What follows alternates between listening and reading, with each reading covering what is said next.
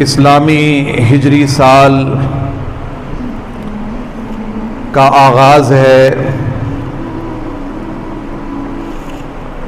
और इस कैलेंडर का पहला महीना मुहर्रमुल हराम ये शुरू है।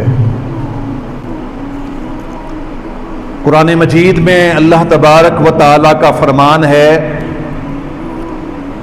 कि बेशक अल्लाह तबारक व तआला के नज़दीक साल की जो गिनती है 12 महीने है।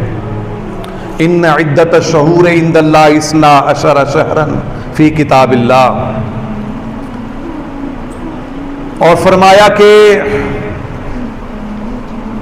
इसमें यानी साल में 4 महीने हुर्मत वाले महीने हैं।